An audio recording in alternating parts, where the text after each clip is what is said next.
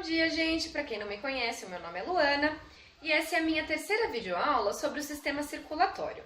O foco hoje vai ser impulso elétrico cardíaco e eletrocardiograma. É uma aula curta, mas muito importante mesmo, porque é a partir do impulso elétrico que nós temos os batimentos cardíacos do nosso coração, né? Então vale a pena mesmo vocês fixarem bem o que eu vou explicar aqui. Para começar, antes de falar como funciona o impulso elétrico, eu quero mostrar para vocês as estruturas que o compõem e fazem com que ele aconteça, tá? Então aqui nós temos a imagem de um coração. Nesse coração, no teto do átrio direito, vocês podem observar uma bolinha, certo? Essa bolinha chama-se nó sinusal ou nó sinoatrial. A partir do nó sinusal, nós temos fibras de condução elétrica que chegam aos átrios direito e esquerdo, como vocês podem observar, certo? E tocam na divisão entre átrio direito e ventrículo direito esta outra bolinha, que chama-se nó átrio-ventricular. O nó átrio-ventricular origina o feixe de His, que é um pequeno pedaço que vocês estão vendo aqui comigo circulando na figura, que a gente pode chamar vulgarmente de uma canulazinha, só para conseguir entender o que é. O feixe de His, ele se bifurca no septo interventricular, dando origem a dois ramos, ramo direito e ramo esquerdo, certo? E aí, na continuação, adentrando nos ventrículos, eles têm as fibras de Purkinje. Então, vamos retomar as estruturas de um impulso elétrico. Nó sinusal, fibras de condução elétrica, nó atrioventricular, feixe de His, ramos direito e esquerdo e fibras de Purkinje. Mas como que o impulso elétrico acontece, onde ele começa, como funciona? O impulso elétrico, gente, ele tem início no nó sinusal, ok? Do nó sinusal, o impulso vai chegar aos átrios através das fibras de condução. Fazendo o quê? Fazendo com que os átrios contraiam e ejetem o sangue para os ventrículos. No momento em que o impulso chegou aos átrios, ele chega também ao nó atrioventricular. Aqui, quando o impulso toca o nó atrioventricular, existe uma pausa fisiológica do impulso elétrico, que é proposital. Para quê? Para que na contração atrial nós tenhamos tempo de encher os ventrículos de sangue. Porque se não tivesse essa pausa, o impulso continuasse, os ventrículos poderiam contrair sem estarem cheios. E o que isso ia fazer? Levar a alterações no nosso organismo. Então, o impulso elétrico tocou o nó atrioventricular e parou, pausou, certo? Nesse momento, houve a contração atrial e ejeção de sangue para os ventrículos. Quando os ventrículos estão cheios e precisam contrair, o impulso elétrico recomeça a partir do nó atrioventricular.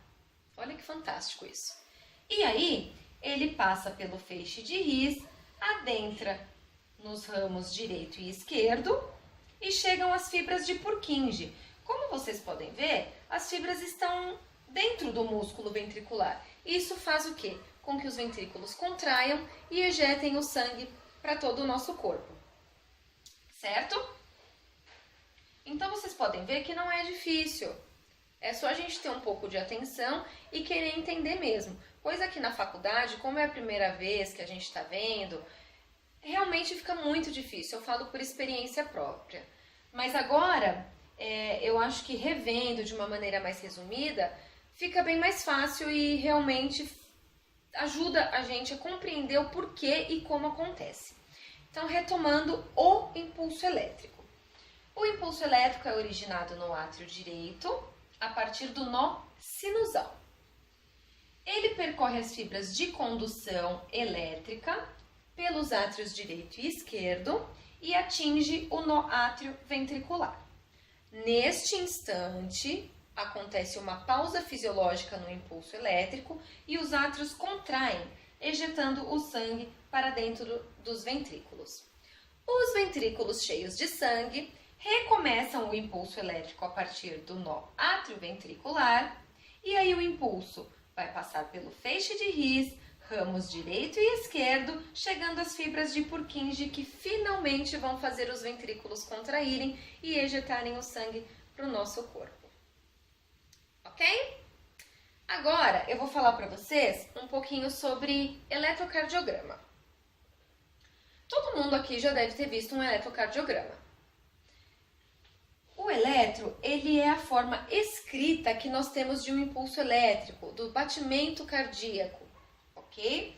E como que ele funciona? Através de ondas. Então, em um eletrocardiograma normal, nós temos a onda P, o complexo QRS e a onda T. Mas o que elas significam? Onda P, gente, nada mais é do que a despolarização atrial.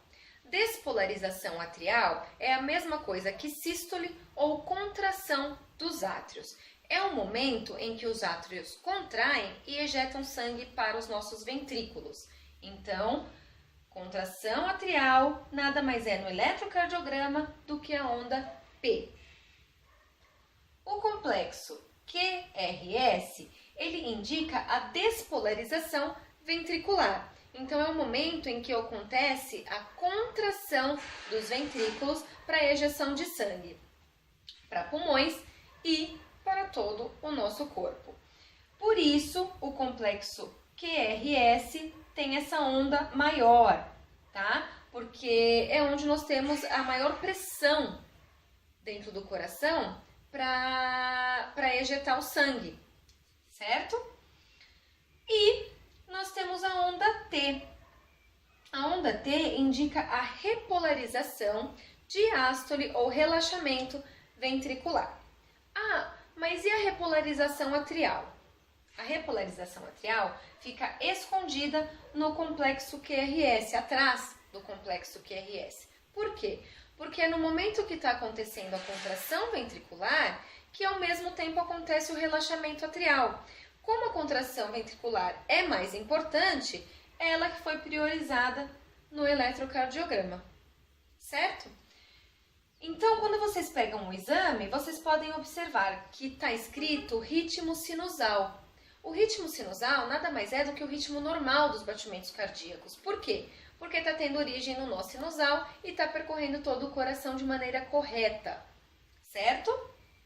Qualquer diferença, gente, nessas ondas indica uma patologia cardíaca, certo? Uma arritmia que pode ter origem de fibrilação, de taquicardia e algumas outras. E quando vocês pegam um eletrocardiograma onde não existem ondas, mas apenas uma linha reta, o que ali nos mostra? Assistolia, 0 batimentos cardíacos, 0 impulso elétrico, o coração parou. Ok? Bom, eu acho que foi uma aula fácil, espero que tenha sido produtiva e tenha ajudado muito vocês, certo? Então, por favor, curtam o vídeo aqui no YouTube, compartilhem com os amigos, inscrevam-se no meu canal para receber as atualizações, tá? Qualquer dúvida que tenha ficado, gente, por favor, coloquem nos comentários daqui ou da página no Facebook, que é Corpo Humano. Desculpa. Ih, tá lascado hoje. Corpo Humano com a enfermeira Luana Roque Molas, tá? Eu respondo rapidinho, fiquem despreocupados quanto a isso. E qualquer sugestão, vocês também podem estar me dizendo. Na nossa próxima aula, eu vou estar passando para vocês a respeito de algumas patologias cardíacas. No Facebook, para quem já me acompanha, eu já citei patologias arteriais, como aterosclerose e arteriosclerose, patologias venosas, como trombose e embolia, E ainda falei sobre a patologia da pressão arterial, que indica hipotensão ou hipertensão. Então, se você não sabe, se você quer dar uma olhadinha, corre lá na página do Facebook, tá bom? E até a próxima aula!